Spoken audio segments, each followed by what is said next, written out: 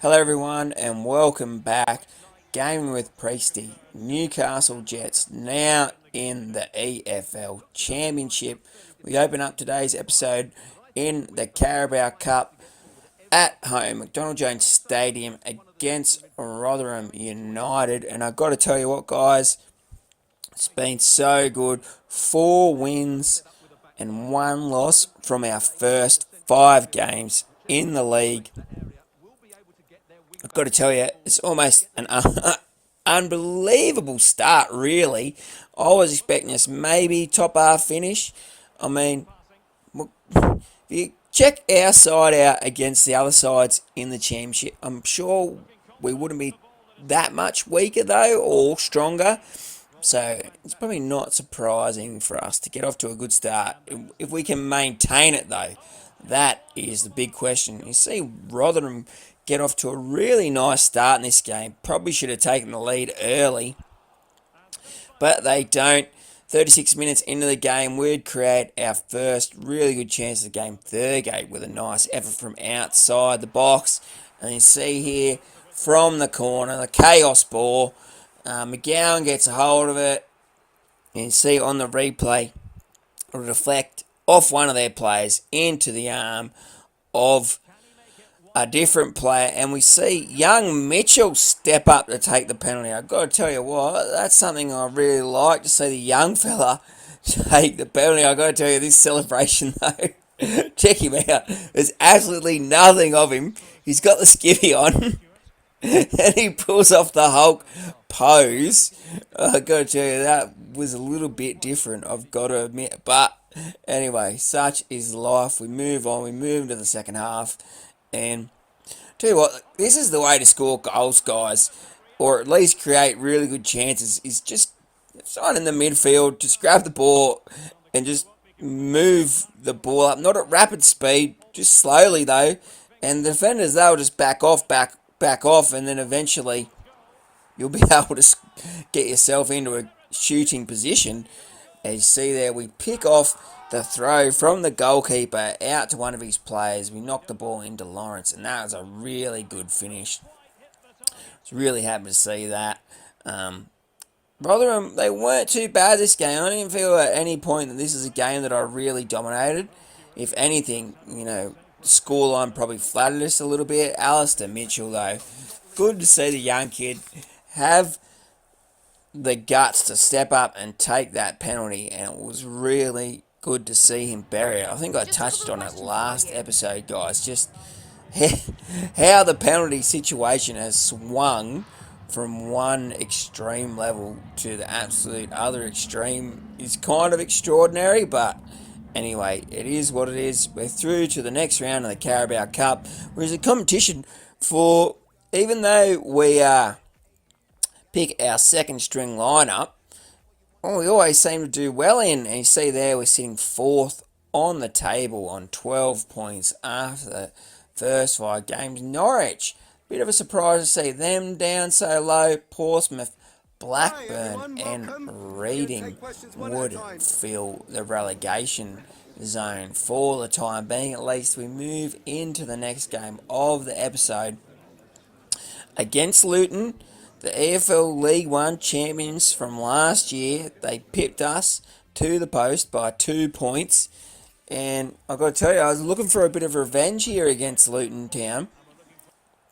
But, once again, almost similar to the time we played Pompey, they're going to be up for it. And early into the game, stormed into the box, and Jerome dives in with a challenge. At first thought, I thought it was a bit harsh, but when you see it on the replay, gets absolutely none of the ball, stops a goal scoring situation, and he's probably got to go. Lansbury steps up from the penalty spot. The Panenka, AI seem to do that a lot, and we would go down 1-0, and then just before the half an hour mark, Olsen would storm into the Luton box, and he would score the equaliser. And then I was thinking maybe we could kick on from here, even though we are down to 10 men. But Sluga in the Luton goal, he would have other ideas. So the score would remain 1-0 at half time. I mean, we're down to 10. Maybe we should be playing out for a draw, but I was thinking, nah, let's try and win this game. And we play the ball into the Super Sweet's feet there, and he's really got to do better. And then, 68th minute, I turn the ball over really, really cheaply. Lawrence makes a good save, and we would hold on to that 1-1 scoreline for a little while. But then, in the 75th minute, this time I wasn't so happy about a penalty decision against Laird. You see here on the replay, quite clearly wins the ball with his left foot. I'm not sure what he's supposed to do with his right foot there. Takes out their attacker in the follow through, and the referee would award the penalty. I wasn't so happy about that. I got to admit, I was pretty dirty. Thurgate has a crack late in the game to equalise. The ball falls to our feet. Sluga just knocks it down, and it's easy tap in. He doesn't get a hold of it, and Sluga recovers and knocks the ball away from the line. And that is our second loss of the season, 2-1, against Luton Town. And to make matters worse, our skipper, Jerome, he's going to be out for the next game. And just altogether was a real disappointing effort. We see a bid come in for Carlos Castro, CC and Dryer. He's not going anywhere. Lucas, he's not going anywhere for the time being either. And Damien Duff. Damien Duff is a former Blackburn and Chelsea player. Also played for Newcastle United as well, the Magpies. But our player, Douglas Duff, he's not going anywhere either. It's deadline day. We look at the 10 big transfers. Then we look at what we've done in the transfer market. We're bringing Andrew Taggart, Deng, Thomas. We've let go of Knowles, we've let go of Noah James, and we've let go of Altai. Wright's gone out on loan, so has Gibbons, so has Gordon, and we've also brought in Ramsey and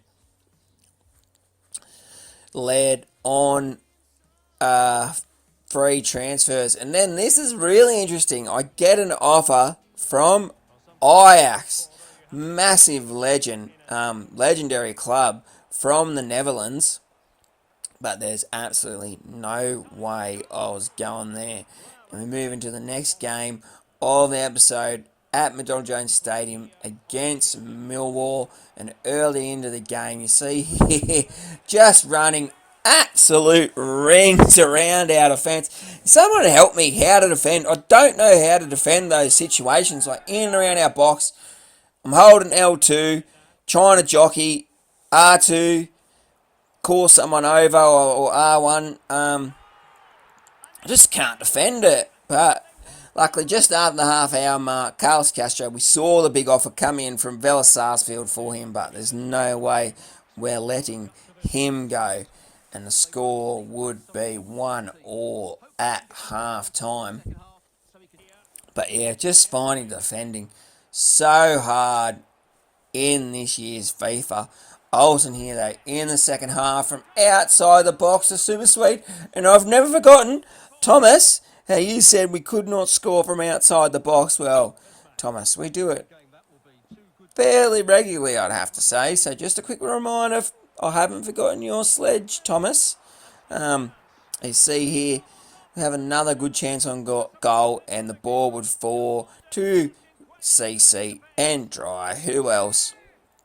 And with just over 15 minutes remaining, the score would be 3-1. But you see here, once again, late in the game, we're trying to play out from the box, 10 minutes remaining, and we just invite Millwall back into the game. I think just in FIFA, you just try and play out from the back, and sometimes it just ends in absolute tears. Even when you know you should just put your foot through it. Yeah, I can't really explain it. We would have a couple of pretty good chances late in the game. to settle the nerves and make the score 4-2, but 3-2 it would remain. Another 3 points, and it's hard to complain about how the season's really going at the moment. I've got to admit, like, you know, I thought maybe we'd pick up maybe hopefully 2 wins, maybe a draw in our first half a dozen games, but yeah, we've been really, really good. We move into the next game against Derby County. You see there, we just turned the ball over in our defensive third. You can't afford to do that, and we get absolutely punished here. You see the Rams in so much strife in real life. I know a couple of Rams supporters, and I'm hoping Wayne Rooney can pull off a miracle for them, really. If they hadn't gone into administration, they wouldn't be in the relegation area of the championship at the moment. But they went into administration. They got deducted the 12 points, and it's going to take them an absolute miracle to get out of that situation this season. But you see here in our game, it's hard to argue against that penalty. Defender clearly sticks his arm up to stop the shot, and Olsen, the Super Swede, puts the penalty away, and then we see Derby come up with a really good chance. Lawrence Thomas, probably a save he should be making at his near stick, but it's nice to see him make it all the same. Then here, Archie Lawrence, forces a good save from Ruse in the Rams' goal. The score would remain 1-1 at half-time. And, you know, I was thinking we really need to push on and win this game. And luckily for us, McKinley would get in behind. And that was a booming finish on the left foot. And I've got to tell you, I love that celebration there, looking through the camera. Absolutely adore that one. With around 20 minutes remaining in the game, they see here Lawrence Thomas forced to come up with another good save. The Rams, they wouldn't go away, just like in real life. So much fighting spirit. And just over 15 minutes remaining, there Lawrence would strike the post, and we're really lucky to be holding on here. And you see our Lawrence, he just misses the goal there. I really thought that one went in, but we would hold on for the 2-1 win at home against the Rams. And I got to tell you, I was a little bit lucky in that one. Like, it's hard to explain, I guess, guys. Just like real life, sometimes you get lucky, sometimes you don't. And it all kind of tends to even out towards the end of the season.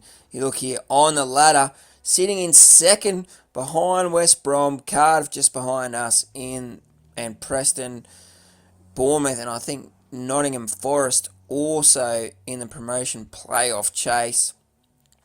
And that'll be the wrap for today's episode, guys. Hope you guys enjoyed it. See you next time.